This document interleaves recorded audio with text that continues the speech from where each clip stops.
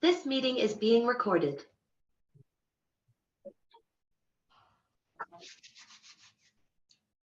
Morning, Joe. Yeah, morning, Eduardo. Good morning, everyone. Good morning. All right, so I will get started. Welcome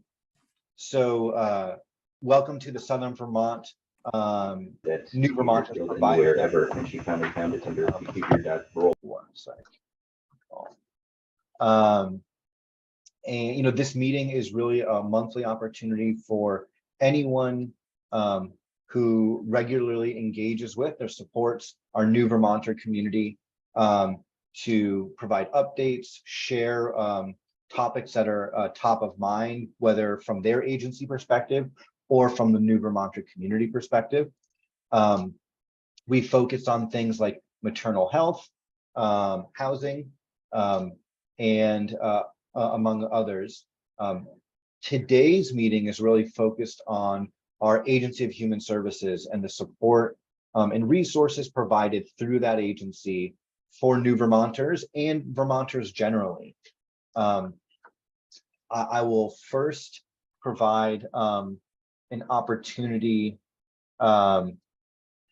for our resettlement organization to provide a quick short update if there is one. And I'll have Joe, you can say a few words in just a sec, but really I hope those who do work for ECDC and CASP and any other organization, you have questions and start thinking about questions for the folks who will be presenting to us today. So Joe, any short updates on what's top of mind or things that service providers should be made aware of?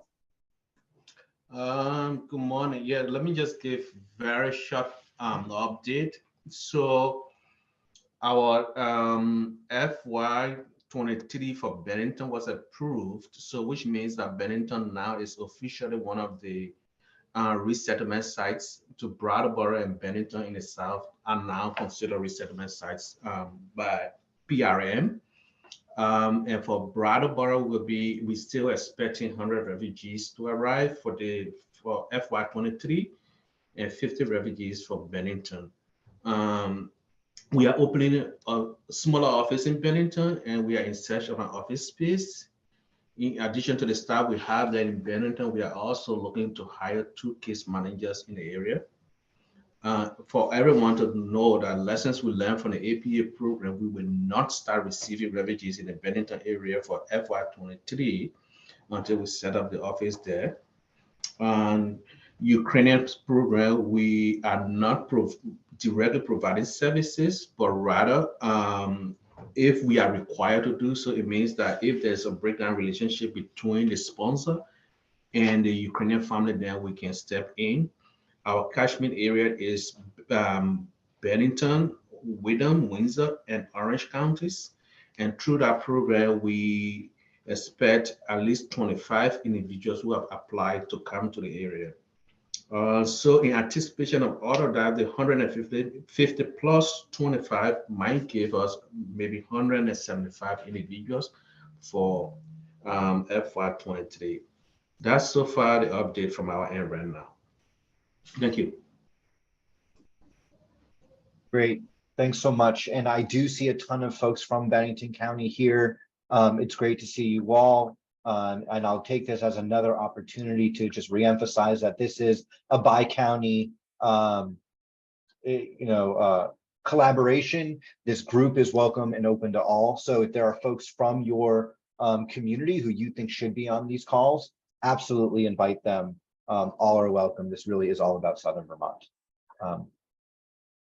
Without further ado, I would like to introduce Sue Graff, the Windham and Windsor side of Regional Head of Human Services. Sue. Welcome. Thanks, Alex, Thank and you. thanks everybody. It's when you have two screens of people, it's great, but you can't tell who's on this call. So I'm trying to sort of toggle through and see everybody. So great to see everybody here. Thanks so much for your attention today. We wanted to provide an opportunity, and I have a lot of my colleagues on the line, so I'm not going to say too much other than give you just a quick kind of overview of the Agency of Human Services, with the expectation that this hour really is about building relationships and you getting to know, everyone getting to know each other and who does what. And so I'm going to lean on my colleagues to sort of tell you a little bit more about what they do within the agency, within our districts. My colleague Adam Sansick and I are what's called field service directors. So we are your conduit if you need us to the agency. We work in the districts. My colleague Adam covers the Bennington district and Rutland, and I cover Brattleboro and Springfield. So primarily for refugee resettlement work and ECDC's relationship across Southern Vermont, we're your agency kind of point of contact if you need us again. But our goal is for you to develop relationships with the staff within the departments of the agency and in the district offices. We do have state offices in Brattleboro. We have state offices in Bennington, Rutland, Springfield, and the 12 AHS districts across the state. So what our field services directors, what part of our job is to help you navigate through the agency if needed, find out who does what, help you connect to the people who can help in situations. But as you're very well aware, immigrants to the United States and to Vermont have particular benefits and services that they're entitled to. And so we want to make sure that you're able to access those services and benefits on behalf of your clients, that we can provide culturally appropriate services, translation, whatever is needed. And so part of this, the reason for today was really also understanding that we're a year into this work almost.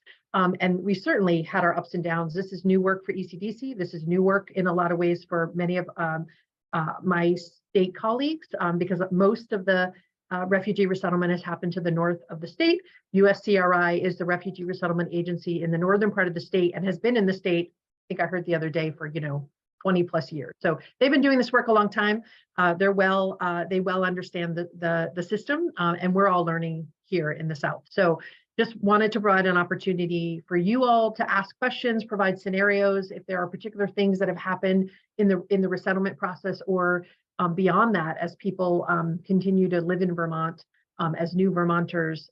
If our agency can be helpful, or if you're not sure if we can be helpful, this is a time to kind of do that Q&A and provide a scenario. I would ask obviously not to provide any detailed information. We don't want names, we don't want dates of birth, we don't want health information. But if you have a scenario or you have a situation that you've been challenged by, or you have a general question about, by all means, today is the day. So as an overview, I said I wouldn't talk much, and then I just kept talking, which is what I tend to do. But just as a general overview, and I did send to Alex kind of a real brief overview that he'll send out after today's meeting, information that I did provide a couple months ago to ECDC staff, but I know there's been lots of additional staff, and we have other people beyond the Refugee Resettlement Organization staff on the line today. So hopefully that'll help just kind of center and make a little more concrete what I'm about to say. But the Agency of Human Services is big. I think it might be the biggest agency in state government, but don't quote me. We have 6 departments, and within those departments, there are lots of divisions, and my colleagues will speak about some of that. And in your work, you will interface with some of these more than others, but let me just give you the overview. So we have the Department of Corrections, which includes probation and parole. That's pretty unusual for an Agency of Human Services to include corrections, but here in Vermont, we do that. The Department for Children and Families, which is probably the largest department. I would say it is the largest department of the agency. Many, many divisions within the Department for Children and Families: Economic Services, Family Services, the Office of Child Support, the Child Development Division. It's a ton of work. The Office of Economic Opportunity, tons of work happens within the Department for Children and Families. It's pretty broad. The Department of Health, pretty self-explanatory, and I know a lot of interaction within this work with the Department of Health. The Department of Vermont Health Access, or DEVA, which is a fun acronym. That's really about medical insurance. So again, in this work, DEVA plays a pretty significant role in terms of access to Medicaid, perhaps challenges if you're having folks try to engage with the with Vermont Health Insurance, DEVA, the Department of Vermont Health Access, is a way into that. The Department of Mental Health and the Department for Disabilities, Aging and Independent Living, or DALE. So, and within DALE, there is a division, hireability, formerly Voc Rehab, which some of my colleagues will speak about. That's also around employment. And so that's a big piece of what you might have already interacted with. Some of these 6 departments don't have district staff. So you don't have to really know that, but just know that the state does its work with state employees in our districts and community partners. And so the biggest example of that is the Department of Mental Health. So we have designated agencies, so organizations within the state that are independent nonprofits who work on behalf of the state to provide community mental health. And so I know I saw Steve Jurenkoff from HCRS is here today. There may be colleagues from UCS. Pardon me if I don't recognize my Bennington cohort. Adam's not here to point you out, but you'll have an opportunity to speak. And I know we have some Bennington folks as well. United Counseling Services on the Bennington side is the designated agency. And so just know that the community mental health model, and Steve and UCS colleagues can speak more to this, but that is designed to provide access to mental health services for people in Vermont, with or without the ability to pay for that, insurance, all that. And so there's a way into mental health services. And I know HCRS is going to play a bigger role in terms of refugee mental health, and I'm sure Steve will talk about that. But know that DMH does not have, the Department of Mental Health does not have district staff. We do our work in collaboration with the designated agencies.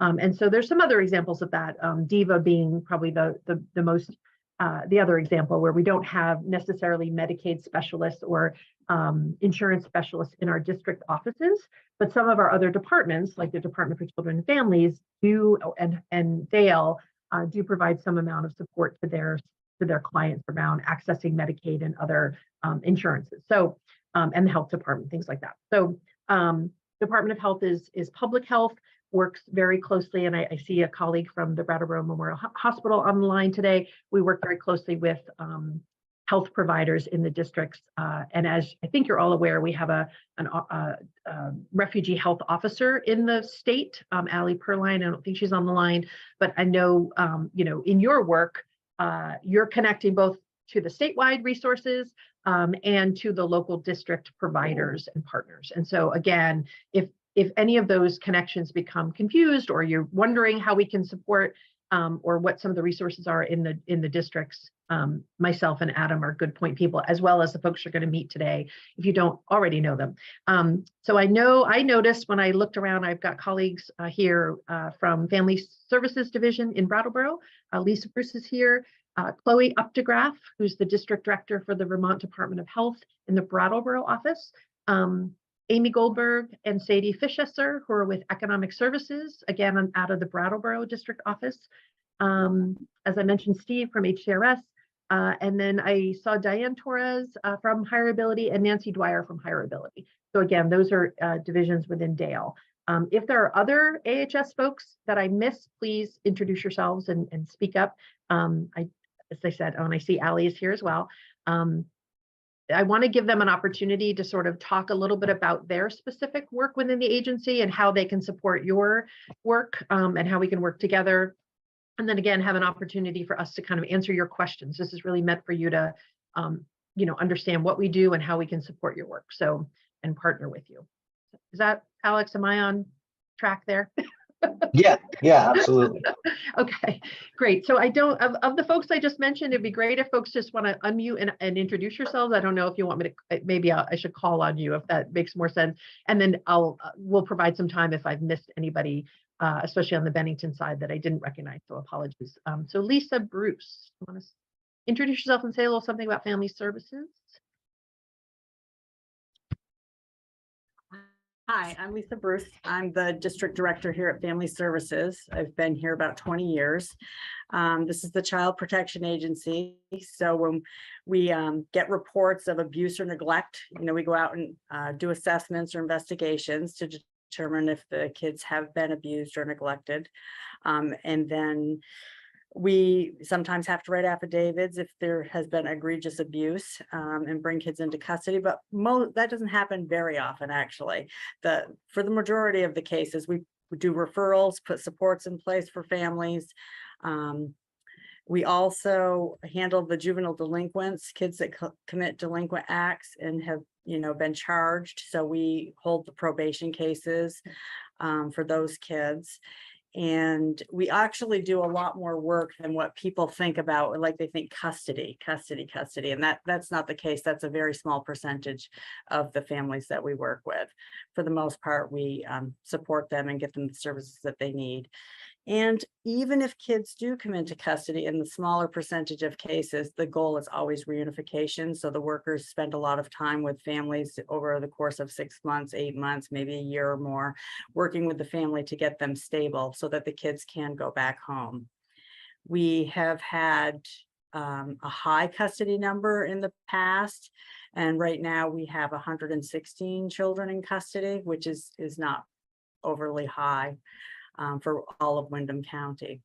And we also deal with the youthful offenders, kids that commit acts that are they could be charged, or kids that are 18 that are charged, but it's not one of the big crimes. Then we deal with them. They don't have to go through DOC. They come here through family services and have their probation officer here. I'm not sure what else you'd like me to talk about, but I'm open for any questions you might have. Yeah, thanks, Lisa. That makes sense for people to ask questions maybe after each of you say a little something, if you have them, and then we can circle back as well. Any questions for Lisa for Family Services? Yeah, I just wanted to ask, which office is Lisa based, Brattleboro or Bennington?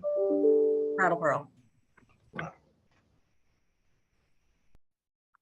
Yeah, and I did see the question in the chat, Joe, with the regional contacts. So I'll provide a list. I have them for my districts, and I'll connect with Adam and provide you all with contacts for each of the departments and contact information as well. So Great. I'll get that to Alex before too long. Thank you. Great. Chloe Updegraff, Vermont Department of Health in the Brattleboro office.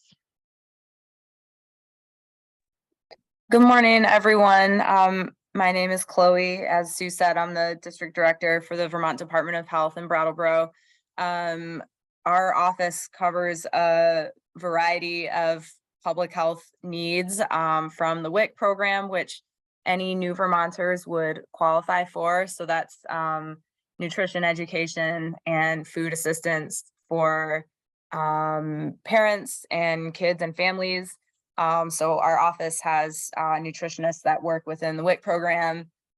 We do vaccinations. We've already had a really great partnership with ECDC and some other local organizations to make sure that new Vermonters have access to vaccines, and that's COVID, flu, but that means everything else. We vaccinate for a variety of things for both kids and adults. We also work on healthy communities, making healthy foods, making access to exercise and outdoors more accessible for folks, and have a variety of projects going on with that. We also do work with health equity, and that's an ongoing grant that we're part of. And then everything, public health related outside of that. So working with our schools, working with community members on disease monitoring, tuberculosis, staph infections, anything else. So we kind of have a wide range of work being done within public health. But for me, my goal for our office is that we are a resource and a place of comfort, especially for our new Vermonters. So we're making sure that everyone that's new in this community has access to WIC, access to materials translated in their own language, access to vaccinations, and that we can also gap fill for when folks aren't able to get into providers, that we can kind of fill some of those gaps as well. So my main goal is that we're really meeting the needs of the new Vermonter community, and not just meeting their needs, but really making sure that they feel like they're a welcome and important part of this community. Thanks, Chloe. Thanks. And Chloe's being very modest about also the role that the health department played, obviously, in the COVID pandemic, and worked with many of you around, health equity and outreach to new Vermonters throughout the pandemic. And I know I see United Way on the line and other folks worked really closely with the health department. There's also a division of the health department, maternal child health. Deb Kitzmiller is the person on the Brattleboro side, again, working really closely with health providers and with a particular focus and connection to our new Vermont families who are pregnant, parenting, have young children. So those are particular parts of the health department that may, and WIC certainly being a piece of that as well, Women, Infant, Children program. So any questions for Chloe at this point? And if there is somebody from the Bennington side from the health department, please feel free to unmute and introduce yourself as well. Sue, this is Grace from Head Start in Bennington. Because I don't see anybody from the Department of Health here from WIC. I just have so I'm asking Chloe a question that may only apply to Bennington. Is there a way to make the educational requirements of WIC more user-friendly for our new arrivals, not necessarily Afghans, but any arrivals? Because if you don't have English as a first language, it makes it a little bit tricky. Thanks, Grace. That's a really great question. This has been a personal, I don't even know what you would call it, mission, I guess, or vendetta for me. The WIC program is really great, but it's it's a federal program. So there's some bureaucracy and some difficulty, especially for folks that don't speak English as their first language. So we are working on that. If it's not something that can happen at the federal level, we're really trying to make the access better at the local level. So that is in the works. It is taking longer than what I would like, but our work is to get some of the WIC, all of the WIC materials translated to meet the needs of our local communities. The problem is federally, WIC won't translate unless it's a top 5 language spoken in the state. And so with some of our newer arrivals, some of those languages aren't in the top 5, and there's just some bureaucracy there that's just really tough to work against. So we are working on this locally, working to translate materials, and then also a couple of folks at ECDC, Camilla, Jill, had some suggestions that we create materials that are more user-friendly for folks at a lower reading level as well. So I thought that was a brilliant idea. I'm pursuing that as well. So it's in the works. It just is taking a frustratingly longer time than what I'd like, but yes, it's in the works. Just a comment.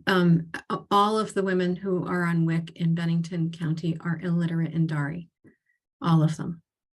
Yeah, I know we have some similar in Brattleboro as well. And so, yeah, the idea that Camilla and Jill had at ECDC was to, take the materials and make them more visual, get rid of some of the wording on there and just make them, again, meeting folks where they are. And so the literacy is definitely something that we're trying to take into account, along with just making sure we have the materials translated, but then from there, working to see how we can meet folks a little bit better. So yeah, it's a good point. It is a definite personal mission for me to get this figured out and try to work through our system here in the state and then the federal program that is WIC. But yes, point well taken. We're working on it as best we can. Thanks, Chloe. It looks like Megan Winslow has a question. Yeah, Megan. Just a quick update on the Bennington side. I just got off the phone with Stephanie from WIC at the Bennington office, and I'm working with her on some more sort of individual in-person outreach to families to help understand their benefits. And the idea is that in person as opposed to over the phone, which I think they've been doing for some time since the pandemic, will help as long as interpretation is provided. Great, that's a great update. And yes, I know I think previous to the pandemic, it was required that WIC participants come to the office at least twice a year for in-person, updates and sort of updated information. During the pandemic, that transferred to phone services being allowed, and that was obviously super helpful on one level and maybe less helpful And so Chloe can speak to maybe, my understanding is that people who want to come in person can at this point, and are welcome to. And then of course, if it's an immigrant family, we would provide translation during that consultation. So in all the state office buildings, when you have WIC participants for whom English is not their first language, that's an in-person appointment with translation is always an option. So, and Chloe, correct me if I'm wrong on that. And it looks like Camilla, you have a question or a comment?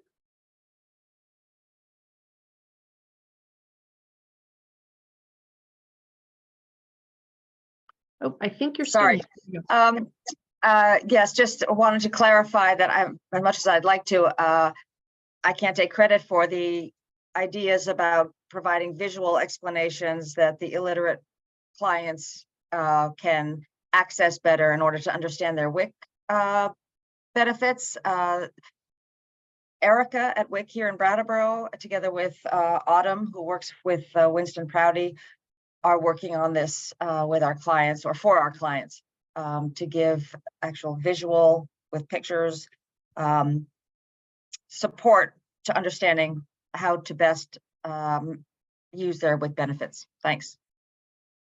Thanks, Camilla. And I know we have Allison Wheeler is here from Winston Prouty, who's the Children's Integrated Services organization. And so I will circle around to them as well, because that's a piece of the work that we do, again, in partnership with community partners. And that I think that, you're already interacting with some of those with the Children's Integrated Services. So I want to make sure you understand that system as well. So we'll circle around to that after this. Melissa, go ahead. So I'm Melissa Senegal. I'm the curriculum director in Southwest Vermont Supervisory Union, which is Bennington. So I am also the EL point person for the district. So anything pre-K through 12 for our public schools here in Bennington, I would be the person that you would go to. In a moment of gratitude in this week, I look around the room and I see all of the community partners that for all of the rest of my job would not be possible without all of you. So thanks for giving me the moment to just say thank you. I see you all out there. I feel bad about shouting just some of you out and then leaving anybody out, but I'm thinking of UCS and Tutorial Center, and the list goes on for the people in the room that provide all of those. We would not be able to do this without all of you, so thank you. My point is to make sure everybody knows about the following. The state AOE gave us the recommendation for some of our newcomers that because of cultural differences, that we would make some understanding to enrollment, that we look at the year, but we understand because of, again, cultural differences, that the dates and the months don't align with, let's pretend, a kid from Colorado who's moving here. And that's okay, because those are different and we can make those allowances. What we're running into is an interesting case of, because coming over birth dates, days, and months are not something that is always happening in some of these places that our kiddos are coming from, that the birth date or month, not year, is different on some of the forms. And so we're being told to be receptive to the families to adjust when needed. And yet we're finding that some of the older paperwork that aligns with what would be their Medicaid or any of that is going back to what was an incorrect date. And so it doesn't necessarily affect us, but having us all be on the same page so that what we've been told is be responsive to the families and what they need, and that this might be different. So I'm just kind of bringing up a potential hiccup that could come up with a new Vermonter who is coming in. We're being told to be receptive to the families and adjusting those dates of birth, as I believe that we should. And Medicaid, potentially, let's say a student has the need for some special education services, are going to be billed, and what they're going to be billed at is a date that was filled at when they first arrived and is incorrect. So I just kind of want to bring that up as an interesting thing that we'll solve for these families, and how we do that all together.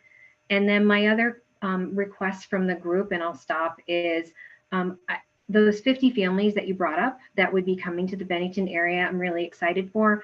I'm also loving the fact that there's a plan for having an office here first set up so that we can make sure that those are another layer of support. And I would advocate that as soon as we have things in place, to learn more about those profiles of those families that have school-age children, so that we can do specifically hiring supports is what I'm always trying to get ahead of. And so I just putting that out there. I know it's hard to plan for things that we're not quite sure of, but if people could contact me that would be great. Thank you very much, everybody. Thanks, Melissa. And you point out the really close intersection with all of our service systems and all of our bureaucracies, if you will. So certainly education and school systems and our Agency of Human Services and Medicaid, and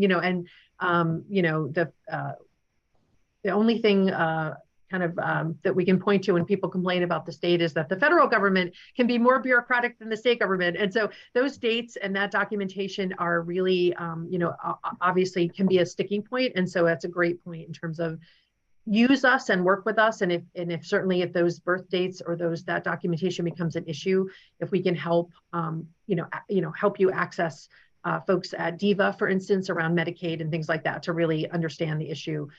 That's a point of, of a partnership that we can provide. So thanks for bringing that up. And, really great. Obviously, there are partners beyond our agency departments that we're leaning on and we're working with. And you point up a great intersection of those systems. So thank you.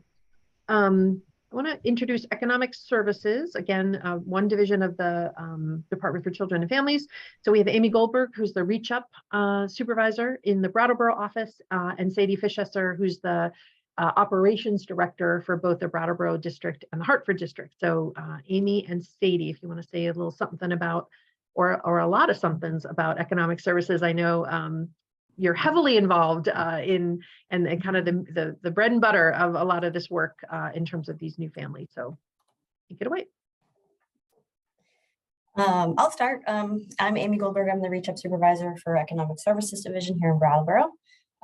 We have also been learning a lot as this first year of having new Vermonters come through and use our services, which is great.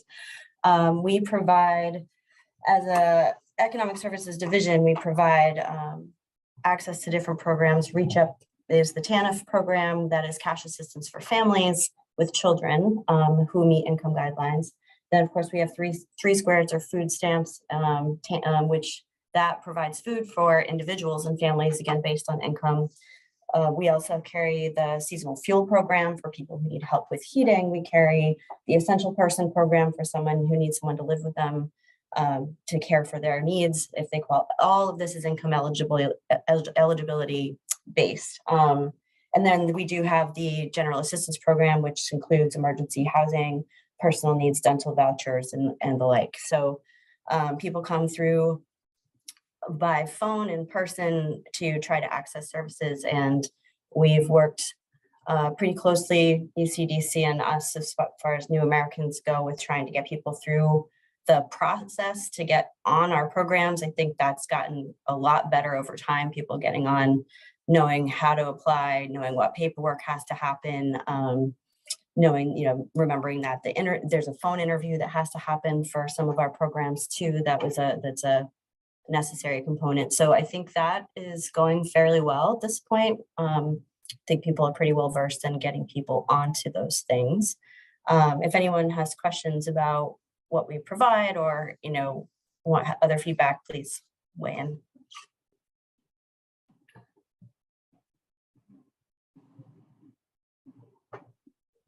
Sadie, do you want to say anything or introduce yourself? Sure, I can introduce myself. My name is Sadie and I am the operations director. As Sue said, I cover multiple areas as well as the remote unit, and we will have our colleagues from Bennington join some future meetings. But since a lot of our work is statewide, the 1-800 number, which is toll free, is, people can always call there from anywhere in the state and get services that they need. Almost none of our services actually require in-person contact at this point if people are concerned about transportation. So that's been something that's changed since COVID, which has, I think, been a huge benefit. But as Amy said, our team in Brattleboro and our team in Bennington have been working really closely with ECDC, and I think have worked out a lot of sticking points and just given a lot of information about each other's work so that we can try to streamline the services, not duplicate, but also make sure, there's a lot of paperwork that it doesn't fall through the cracks. So, yeah. Oh, thanks. I was going to put that in there to put the 1-800 number in the chat for everybody. So thank you. And there are, was looking for the link, and maybe Sadie or Amy could do that. There's a great, I think the state website in terms of the benefits and all the different categories of benefits and the applications and the forms and the information has been reconfigured and is very straightforward and sort of easier to use and access. And again, as with all of our services, folks can do, and we certainly want to, when it's beneficial, do things on the phone or use, document uploader and, use the tools that we can, but our state office buildings are open and available from 7:45 a.m. until 4:30 p.m. Monday through Friday. And so those are also ways for you to, if you want to come with your clients, talk to our staff about, making sure translation is available. We have on-demand translation in our state office buildings, telephonic translation. So, we're going to accommodate needs that are presented. But certainly part of today is to also get to know kind of who's in the office and who you can contact to make sure that your families or individuals' needs are going to be met when we meet. So the in-person work can happen at the district office buildings every weekday. So questions about economic services? I know it's a huge division, but anything people want to ask or clarify while we've got folks on the line? All right, I'm not hearing or seeing anything. And I think we're just meeting till 11, so I'm going to move to hireability. And then I know we have somebody from UCS here as well, Lori Vatican. So I think we'll move to mental health. And I know we have an update from United Way about their refugee services, dental services through the Windham County Dental Center. And so those are the things we're going to try to highlight and at least talk through and also have some time for questions. So hopefully we can move through that. So hireability folks, we have Diane Torres and Nancy Dwyer. I'll let you decide who wants to go first and say something about your work. So hi, everybody. I think my colleague Leo Schiff from the Brattleboro office generally attends a lot of these meetings, but I'm Nancy Dwyer. I am the regional manager for the Brattleboro and Springfield districts for hireability. And hireability underwent a name change several months ago, back like in March. So we were the Division of Vocational Rehabilitation. And we did a whole new kind of an upgrade in the name of our division. We're still officially Voc Rehab, but we are really known as Hireability Vermont now. So our focus is we serve Vermonters with disability-related barriers to employment, and we really interpret disability quite broadly. So very few people come through our doors that we can't find eligible for our services. We're a federally funded program. There is no financial means test to be eligible for us if you're eligible for our services because of a disability. So we are really focused on helping people get employment, preparing them for employment, helping them get training and education so that they can advance in their program, in their career. A few years ago, we really undertook a paradigm shift in helping people to really look at how to get higher wage jobs, the training needed, the education needed, so that really hopefully by the time they're done with our services, they're really in a much better position. They're much more self-sufficient and they're better off all around. So I don't think that we've had too many people, too many refugees. I think one or two have been connected with us. We're certainly happy to have questions from any of you around our services, people that you might be considering referring to us. Again, Leo Schiff is my counterpart in Brattleboro, who's the senior counselor, and he has been at some of these meetings. So we're happy to answer questions at any time. We really work with people at all. We do a lot of assessment. We do a lot of, helping people kind of prepare to get that first job, help people think about career goals. And I will say that I think that for our refugee population coming through the door, that we may not be as up to speed with our materials, that we are written materials, but I think that this is something that Hireability is going to be working on in the future, so that we're very accessible for everybody. We do have a website, hireabilityvt.org. You can just plug in Hireability, it will bring you right to that website. It's a new updated website, gives you a lot of information about all our different programs. So we serve youth in high schools, we serve people who are deaf or hard of hearing, we serve people who have been involved with corrections. So we run the whole gamut of age and disability. So I will put my phone number in or Sue, you were going to send that out anyway. And then Leo Schiff is also another person in the Brattleboro office. He's there 5 days a week, so he is our senior counselor. So has been somebody that's been at a lot of these meetings as well. Thanks, Nancy. Any questions or clarification around Hireability or other Hireability staff that want to say anything about the work that you do? Obviously, employment is a huge area and a huge focus of the resettlement work. And so certainly consider Hireability as a partner in that. I know there's a lot of you working on employment services. So certainly if there are any barriers to employment, consider Hireability as a partner in overcoming those. I will say we do also convene workforce and employment folks in a separate meeting. I'm sure everyone loves attending endless meetings, but yeah, so Leo and others on the call also attend those meetings.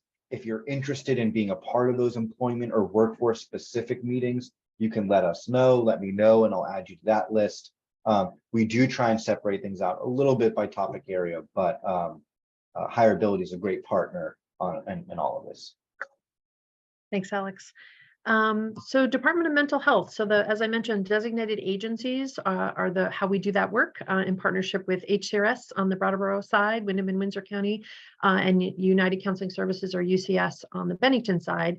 And I know we've got folks from both of those organizations. And I think I understand that HCRS also has a refugee mental health grant that was awarded through the state refugee office. So maybe Steve, you can kick off with some information about that or an update, and then certainly want to hear from both the DAs around your work. Absolutely. Thank you, Sue. I'm Steve Jurencup, the area manager for the Brattleboro office. We also have offices in Springfield and in Hartford, Vermont. We do have a collaborative grant with ECDC, so we're working collaboratively with Joe and Camilla. We have we'll be hiring a case manager, and until we get that person hired, we will be using one of our existing case managers to help fill that gap until we get that position hired. We've interviewed one person, looks like a very good candidate, and we have a couple more candidates to interview before making a decision about hiring the person. We hope to have that done by the first of the year at the latest. We provide mental health and substance use counseling services. We have well, it's kind of an 800 number. It's 855. I'll put it in the chat. Put that number in there. It's called Open Access. People can get an assessment within same day or next day access. trying to get services out there to folks as soon as possible. After the assessment, we do have a bit of a wait list at times to get them assigned to a therapist, but case management is generally pretty available.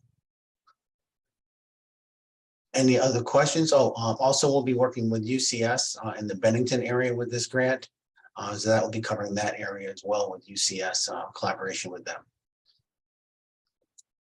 Thanks, Steve. And I know you mentioned hiring. Certainly, if it would be helpful to send that sort of posting out to this team, maybe folks know folks. This would be a great network to understand that.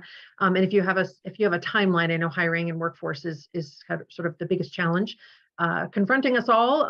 But if you have any sense of a timeline of when that work might start or when that person might be available, that would be helpful.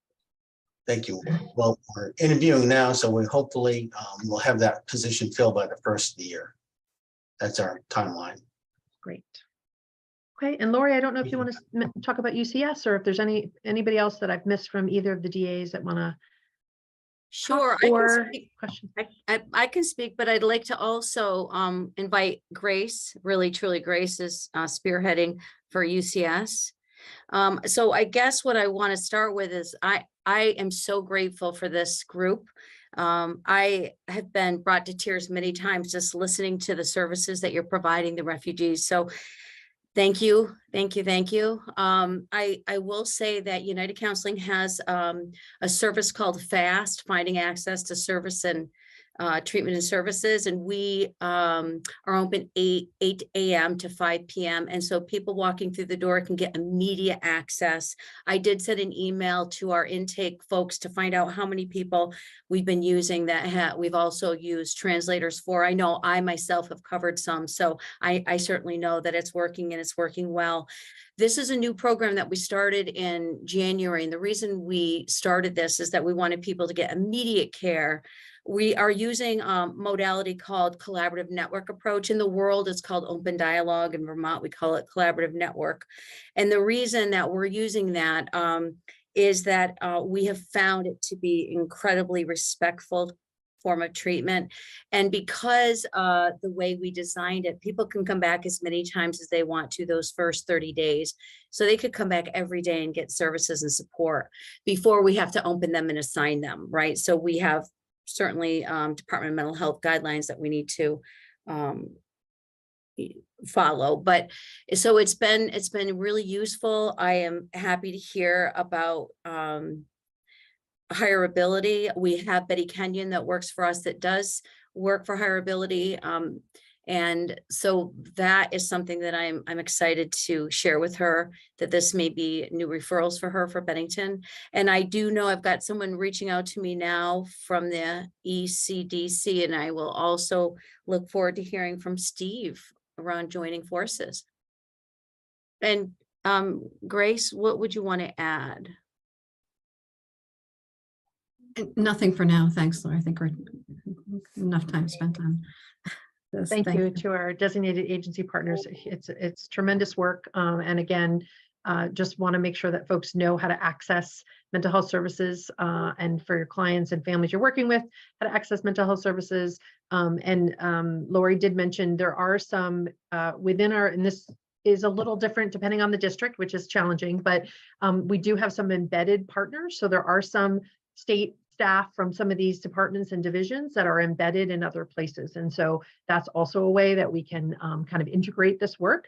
And so Reach Up is one example and others. And I know USCRI, I think, has, a history of having some embedded providers from AHS right there, kind of in their offices. So again, they're a little more mature in their work in this area. And we certainly can think about what would make these transitions and these relationships in this service more integrated. And so we are also open to hearing from you, obviously, about what would support this work and how we can be more integrated together. So before we run out of time, I do want to provide, I know, I think Sarah Pugh is here from the Windham County Dental Center, I believe, and has some updates around refugee dental services. So I want to give her a chance to update you all as well.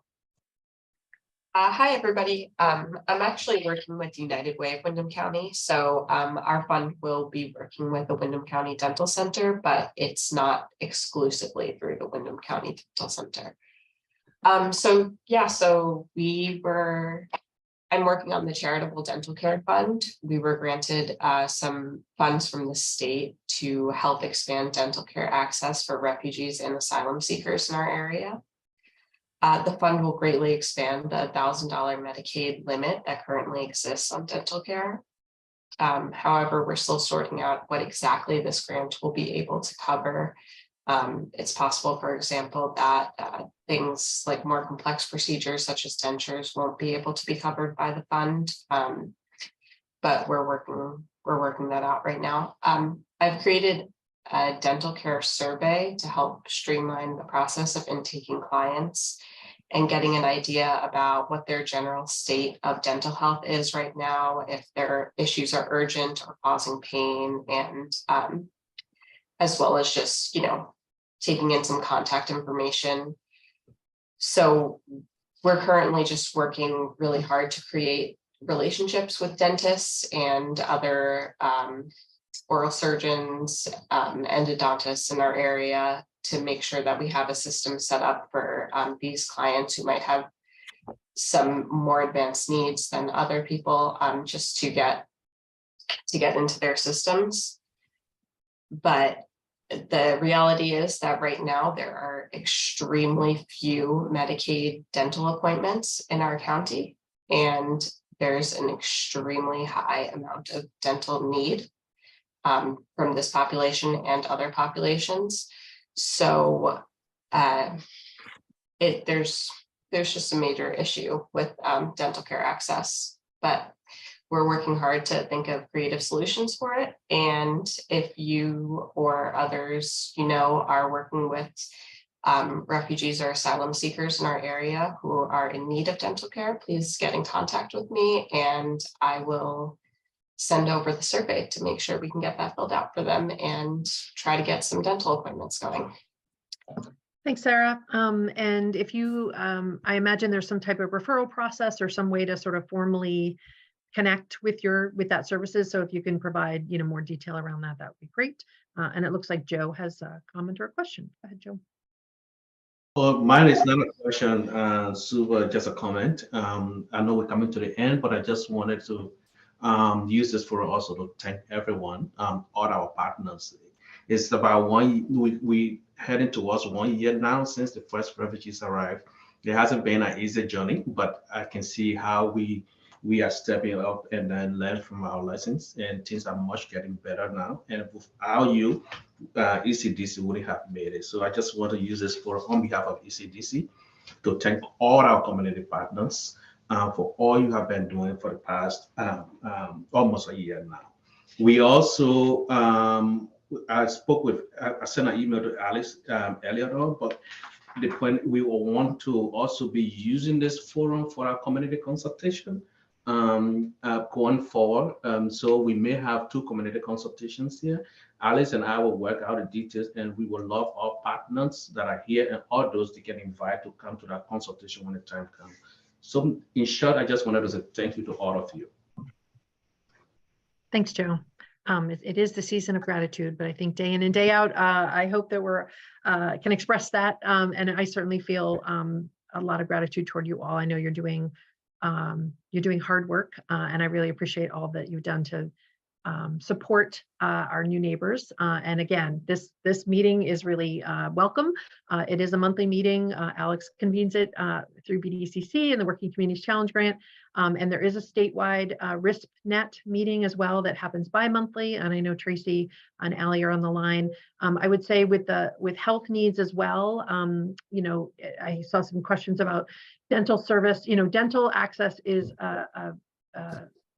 a challenge for all Vermonters across the state, and Medicaid dentists and doctors for that matter, but dentists that accept Medicaid are few and far between. The health department does track those, and again, DIVA would track any dentists that accept Medicaid. They do update that list, and unfortunately, often it's you reach out and they're not accepting new patients or what have you. So we know how entrenched this issue is, and so I hope that through Sarah's work and United Way on Windham County side, but also with our connections with DIVA and the health department, we can continue to make the case that increased dental access, particularly for Medicaid providers or those that accept Medicaid, is really critical to people's health. And so this is, again, another place where we can highlight the specific needs of this population, but they are very much in concert with other Vermonters as well. And so hopefully that joint message can be heard loud and clear, and we can have some impact on that. So specific to the time frame of the grant, there is a specific question for Sarah about the $1,000 annual limit. I don't know if you can answer that question, Sarah, but essentially through Medicaid, there is a $1,000, I think it's a calendar year cap on Medicaid funded services. So I'm assuming this is to augment that and add to that, but why don't you say more about that? Yeah, so you're exactly right. This is to add to that $1,000 limit. We have spoken with dentists about, early in the year, maybe they could bill the grant first, but we're not actually able to do that. That's not legal through the Medicaid contract. So, but the grant actually is going to be going until May of 2024. So there's plenty of time, which is great because it's very difficult to get an appointment, like I said. So yeah. Great. Thank you, Sarah. Thanks for that clarity. We've shared a lot of information. I know we just have a couple more minutes, but if people have questions or comments, or again, a scenario that you want to run by us while we're all here, we're happy to listen and try to respond. I think I mentioned Children's Integrated Services as well, which is a piece of our the work. Ruben, go ahead, and then I want to give Allison a moment to talk about CIS. Ruben, go ahead. Thank you, Sue. I figured that since we have the floor at United Way right now, I wanted to plug our VITA program. That's the Volunteer Income Tax Assistance Program. And this year we are, we had conversations with Casey Haynes at BDCC, and he wants to get the young professionals involved, specifically to get them certified to be volunteer income tax preparers, so that we can address the tax needs of the Afghan population who have now been here for at least a year and have been mostly working and will need to file taxes for the very first time in the US. And so we're looking for volunteers that will be willing to help out that effort and become volunteer tax preparers at the basic level. Basically, that means being able to fill out a W-2, being able to decipher a W-4 and putting into W-2, 30 minutes later, taxes are done. So if you have any interest in volunteering for that program, you can reach me at my email address, ruben@unitedwaywindham.org. Thanks. Yeah, one of the joys of being a new American and working here is doing a tax return. So the joy just continues and the skill building continues. So yeah, a new reality for some of our new neighbors. And I know Allison put in a link to CIS. I just want to mention Children's Integrated Services. Those are specific services for families with children under 6, correct me if I'm wrong, Allison, who are having any kind of challenge. So there's nursing, there's developmental services, behavioral intervention, things like that. So family support. So really, it's a great tool. On the Brattleboro side, our Children's Integrated Services partner is the Winston Prouty Center for Child and Family Development. And so if you haven't been on that campus, that's a great place to get acquainted with. A lot is there, and Children's Integrated Services just want to make sure, again, as part of the system of care, knowing that there are pregnant and parenting families as part of our refugee population. And so thank you, Allison, for that. Sorry, we're kind of running short on time to dig into that a little bit. So this is a great transition into the fact that our Children and Family Services folks presented at our last meeting, which is recorded. And so what I will email everyone shortly, maybe before the holiday, but maybe not, is all the resources and contacts that from Windham and Bennington County for the folks mentioned here. And what I hope will be ready is our Working Communities website, where you'll be able to find all of these meetings posted that have been recorded. So if you really want to hear this meeting again, a staff member missed it who you think would be valuable for, or you want to hear more about child and family services, you'll be able to find all of these recordings online, and I'll include that link in your minutes, in the minutes, and also. Thanks, Alex. And I do want to offer on behalf, I appreciate the time today, and on behalf of all my colleagues, want to thank you all for your attention and time. Do reach out to us. We're here to help, and we're here to support this work. And we do want to be of support to you and want to get to know you and make this transition for our new neighbors as smooth as possible. And also, we can be available for some orientation and coming to you and to your staff and doing some of this work. I know we have co-sponsor teams and leads on this call as well. And so if there's an opportunity or a need to do some orientation in smaller groups, as you're adding and onboarding new folks, please don't hesitate to reach out. You can certainly reach out to me or the folks you've met today through the agency. So just open invitation to kind of connect with us and ask for what you need. Great. Well, thanks again, everyone, for coming. And I'm just checking now, the third Monday, you can look for a meeting on the 19th, and we'll send more information about that in the coming weeks. Thanks, everybody. Thanks, Alex. Thanks, everyone. Thanks, Alex.